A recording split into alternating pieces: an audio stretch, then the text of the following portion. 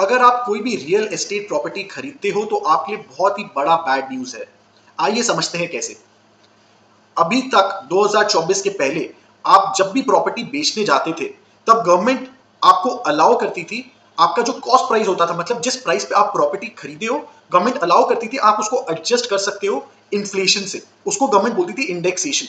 तो मान लीजिए आपने 2001 में कोई भी प्रॉपर्टी 10 लाख रुपए में खरीदा और जब आप 2024 में मान लेते हैं उसको आप 45 लाख 45 लाख में बेचने गए, तो आपका जो इनकम कैलकुलेट होता था, जो कैपिटल गेन कैलकुलेट होता था, वो होता था 45 lakh rupees minus 10 lakh adjusted for inflation. मतलब उस पर आप इंडेक्सेशन मल्टीप्लायर आप उसमें लगा देते थे। इसका मतलब अगर हम एक बहुत ही बेसिक एग्जांपल ले, मान लीजिए 2001 से लेके अभी तक हर साल 6% से महंगाई बढ़ा है, तो गवर्नमेंट बोलती थी आप ये 10 लाख को आप एडजस्ट कर लो वो महंगाई से। इसका मतलब अगर हम देखिए 2024 में 10 लाख का वो क्या कीमत निकल के आता है, तो करीब करीब निकल के आएगा 38 लाख रुपीस। और आपका जो इनकम आप निकालते थे वो कैलकुलेट होगा 45 लाख माइनस 38 लाख, यानी मतलब 7 लाख रुपए पे आपका टैक्स बैठता था। और ये 7 लाख रुपए पे पहले आप पे करते थे 20% टैक्स। इसका मतलब आप करीब करीब 1,40,000 गवर्नमेंट को पे करते थे। उसके ऊपर और भी सेस वगैरह लगता था, पर जो मोटा टैक्स का अमाउंट था वो 1,40,000 करीब बैठता था। अब गवर्नमेंट क्या बोल रही है? गवर्नमेंट बोल रही है अगर आपने 10 लाख में वो प्रॉपर्टी खरीदी है तो अब आपका जो इनकम निकाला जाएगा, जो कैपिटल गेन आप निकालोगे, वो आप निकालोगे 45 लाख माइनस 10 लाख। फ्लैट 10 लाख को आप मान लोगे आपका कॉस्ट, कोई भी उसमें आप एडजस्टमेंट नहीं करोगे फॉर इन्फ्लेशन। इसका मतलब अब आपका नया इनकम जो निकल के आएगा वो 35 लाख रुपए निकल के आएगा।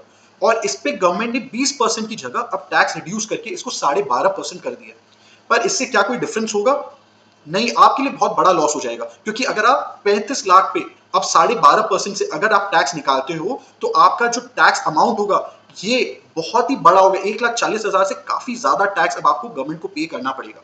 सो इसीलिए अगर आप रियल एस्टेट प्रॉपर्टी खरीदे हो 2001 के बाद, आपके लिए बहुत ही ज्यादा बड़ा नुकसान है। और अगर आप 2001 से पहले खरीदे हो कोई भी रियल एस्टेट प्रॉपर्टी, तो उसको गवर्नमेंट अलाउ करिए एडजस्ट करने दे रही है 2001 के रेट पे। मतलब अगर आप 1980 पे आप मान लीजिए कोई भी प्रॉपर्टी खरीदे थे, तो गवर्नमेंट मानेगी उसका जो दाम 2001 के हिसाब से निकल के आता है, गवर्नमेंट बोलेगी वो आपका नया कॉस्ट हो रहा है।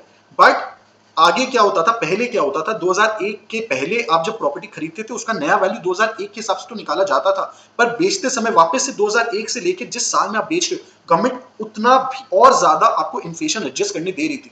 पर अब अगर आप 2001 से पहले कोई प्रॉपर्टी खरीदे हो तो उसको वो महंगाई के हिसाब से एडजस्ट करने देंगे 2001 तक। पर 2001 के बाद उसका जो कॉस्ट 2001 में निकल के आ रहा है आपके लिए वही फाइनल कॉस्ट होगा। So it's a very big bad news for all the real estate owners.